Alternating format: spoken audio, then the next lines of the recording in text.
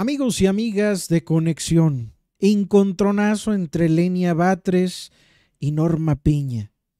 También Pérez Dayán no se queda fuera. Al parecer este pleitito lo traen entre las piernas, diría yo.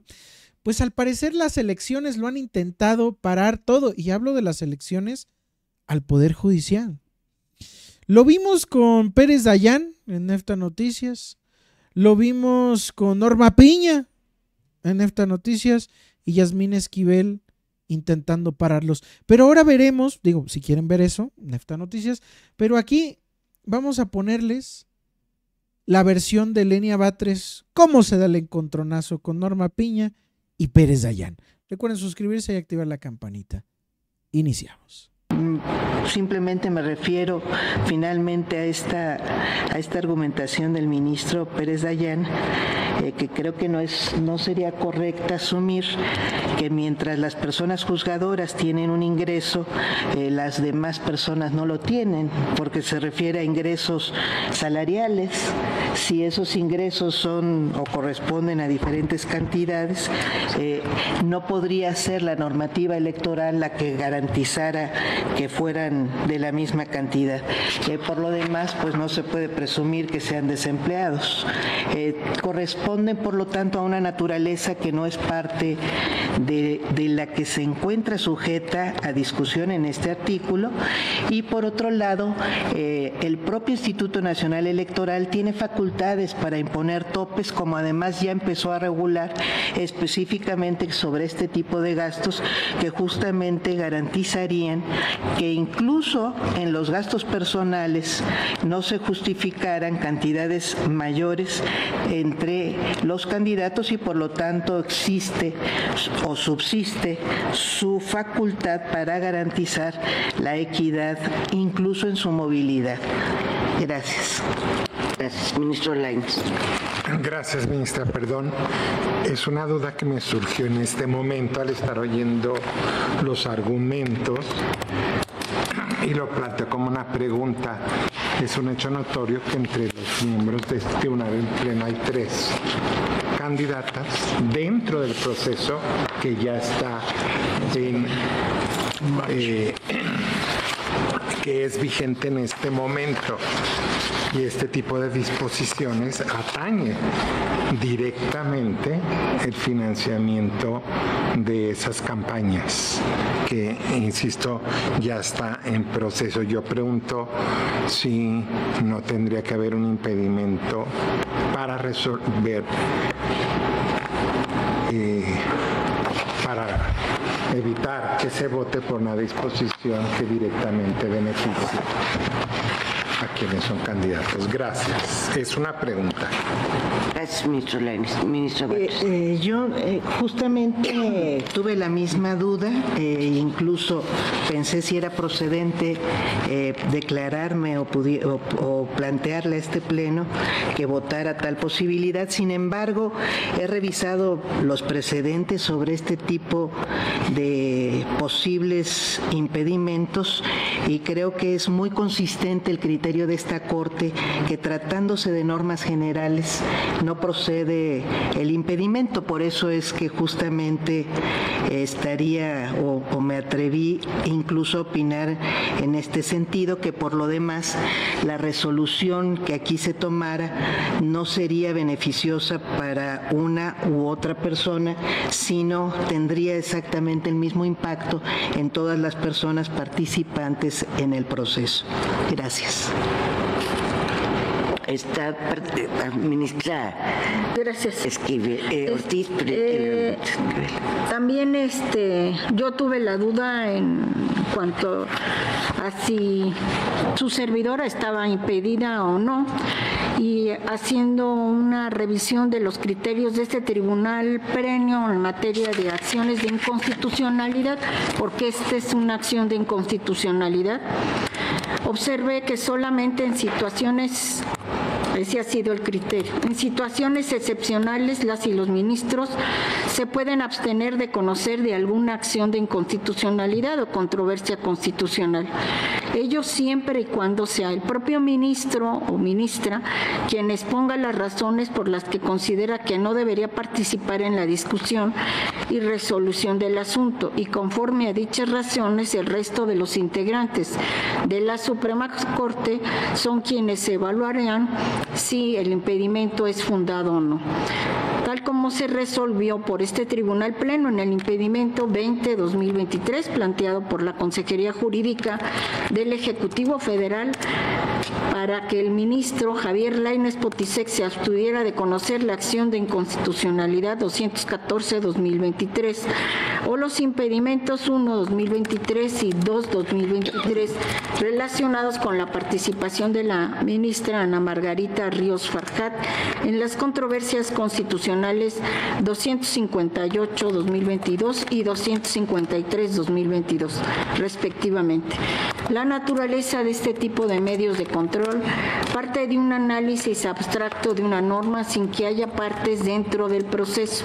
A lo anterior se suma el hecho de que conforme al régimen transitorio de la Ley Orgánica del Poder Judicial de la Federación, que ordena a este alto tribunal resuelva los asuntos a su cargo, conforme a las reglas vigentes antes de que se integre el nuevo Tribunal Constitucional, para declarar la invalidez de normas impugnadas en controversias constitucionales y acciones de inconstitucionalidad se requiere de una votación calificada de cuando menos 8 integrantes del Tribunal Pleno, por lo que en estos asuntos el número de ministros que intervengan en la decisión no podría ser inferior a 8.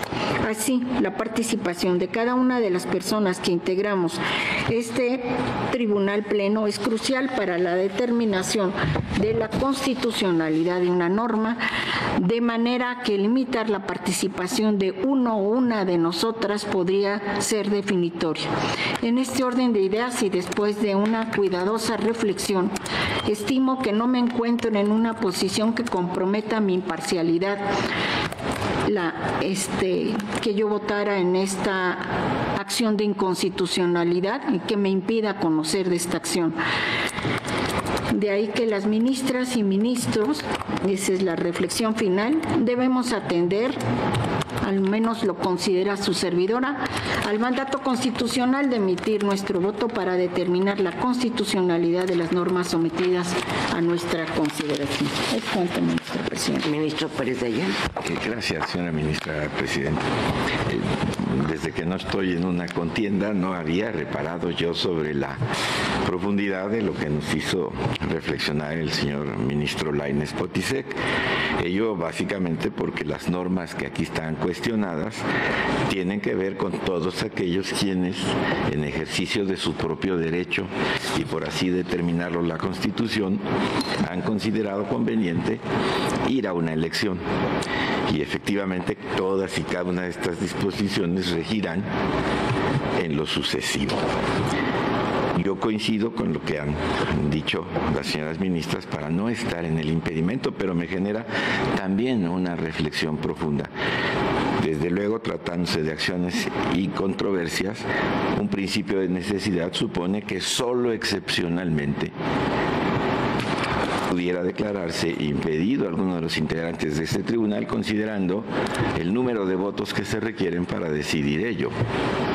Es por lo cual este alto tribunal ha sido muy cuidadoso en elegir solo aquellos casos en donde se pudiera anticipar que hay un interés porque una resolución sea declarada inconstitucional o no lo sea. Obviamente esto dependerá del modo en que uno sistemáticamente vota. Si yo permanentemente digo es constitucional, pues estoy en el supuesto de la norma. Cuando lo haga reiteradamente, cualquiera podría pensar que difícilmente lo estoy haciendo, no quiero generalizar, con una convicción absoluta, sino porque me atañe lo que estamos decidiendo. Cuando sistemáticamente digo no o cuando sistemáticamente digo sí, no obstante estar en el supuesto de la norma, pues pudiera traer una sí conclusión extraña, en tanto me pronuncio siempre en el no. Esto esto desde luego no prejuzga. La fortuna es que no estoy en ello, pero también coincido en que a pesar de que son disposiciones aplicables desde ya a quien hoy pretende un cargo, pues sí, todo valorará en tanto qué tan se desestima o se estima la invalidez de cada norma. Si sistemáticamente digo no, bueno, sería más difícil explicar por qué razones yo debo resolver absorbiendo el tema de mi imparcialidad.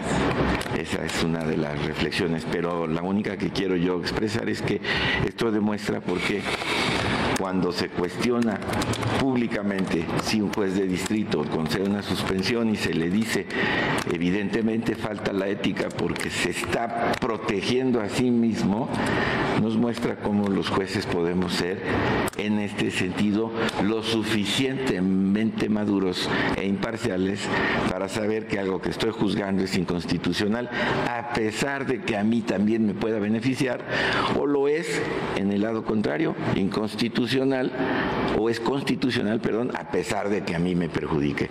Creo que el Poder Judicial ha alcanzado los estándares en este sentido y su nivel de responsabilidad e imparcialidad le hacen, independientemente de que sea el primer beneficiario con la decisión o el primer perjudicado, hacerlo siempre con la convicción. Entiendo las razones y si se tratara de determinar si están o no impedidas, podría decir que no, mas sin embargo, mucho también se evidenciaría en el modo en que se vota. Gracias, señora ministra. Gracias, ministra Batres. No, ¿Es cuánto, ministro? ¿ya le contestaron su pregunta al ministro Lainez? ¿Qué pregunta? Digo, no hay necesidad de, yo en lo particular no voy a prejuzgar, porque ellas consideraron que no estaban impedidas. Yo no prejuzgo si están o no impedidas. No, yo lo puse. Yo si me hubiera inhibido, definitivamente. Sí, pero... Sí, y lo hice además porque en todos los procesos, suspensiones, juicios de amparo, procedimientos que hemos visto aquí en el Pleno, pues se nos ha acusado muy recientemente de conflicto de interés. Entonces, por eso quise traer esto a colación para que no pasara así que hubiera el señalamiento. Yo sí me hubiera abstenido porque es una norma que va directamente, eso no hay duda, que son las excepciones en las que hemos aceptado precisamente que no participe alguna o algunos ministros. No insistiré más. Gracias, ministra. Sí, ministra Batres. Sobre este asunto, ya que concita discusión, yo quisiera simplemente comentar que en este caso específico, si no se tratara de un tema que implica la posibilidad de dejar a las y los candidatos más allá de cualquier interés personal que pudiera tener la suscrita en la materia, el aprobar una posibilidad de inconstitucionalidad de este artículo implicaría dejar sin posibilidad de que haya campañas. O sea, estamos prácticamente desapareciendo o quitándole cualquier posible gasto personal que haga una persona, incluso para movilizarse, para poder tener un contacto con algún elector fuera de los que se encuentran alrededor de su domicilio, porque cualquier tipo de gasto en gasolina, el uso de un vehículo implicaría ya estar de acuerdo con este criterio de inconstitucionalidad propuesto, implicaría estar ejerciendo un financiamiento privado, es decir, no podría haber candidaturas más que vía internet. Yo no sé si el ministro ponente nos está proponiendo eso, pero cuando uno analiza un tema jurídico, también analiza la factibilidad real, el fenómeno social y en este caso la campaña específica. Yo creo que si hay una reforma constitucional y un conjunto de normas electorales, pues corresponde a las y los ministros pues analizar entre entre otros su viabilidad. Es obvio que el constituyente o el poder reformador, como le queramos denominar, no nos propuso la posibilidad de regular un proceso electoral sin que las y los candidatos pudieran moverse de su domicilio, porque si no, lo hubiera dicho así. Entonces, si no se planteara un tema tan, digamos que relevante para la posibilidad del proceso mismo, tal vez podríamos estar considerando en serio lo de los impedimentos.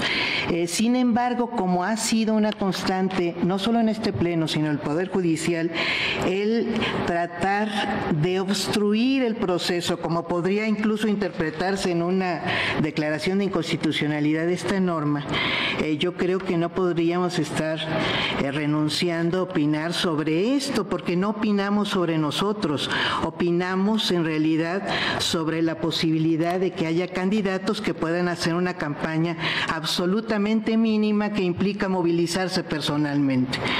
Por esa razón no puedo, la suscrita no puede considerar en serio un impedimento, y en todo caso creo que tendría que analizarlo cada uno de los ministros y ministras aquí presentes, porque atañe al Poder Judicial, porque se han declarado en contra de esta elección en particular, y entonces estaríamos en condiciones de no debatir simplemente el tema. Gracias. Ministra Ortiz. Sí, en mi caso personal yo preferiría que se votara. Lo que pasa es que el impedimento se plantea antes de empezar la discusión. Y ahorita ya ustedes lo que dijeron que iban por la invalidez de la discusión, porque se consideraron no impedidas. Hasta ahí queda. Bueno, yo rechazo los adjetivos hacia el Poder Judicial de la ministra Batres. Incluso creo que no es un tema de debate en este asunto, pero cada quien es libre de expresar lo que considere conveniente dentro del respeto que nos merecemos todos. Tome votación. Perdón, ministra, por alusiones yo rechazo nuevamente, cualquier insinuación de que la suscrita le falta respeto a este pleno, y sigo manifestando y reivindicando que tengo el derecho de externar los puntos de vista y de responder también a la discusión que se hace sobre este tema, ministra presidenta. Sí, creo que entendió mal, porque no me refería en esta ocasión a usted. ¿A quién se refería, perdón? En general, al respeto que nos debemos unos a otros. Okay. Pero respecto de usted, ya esa fue una discusión que ya tuvimos. Sí, justamente no por esa misma razón. No hay necesidad de reiterar. Por esa misma razón. Como usted reitera ese exhorto, yo reitero mi posición. Gracias. Pero no era hacia usted. Tome votación, por favor. Sí, señora presidenta.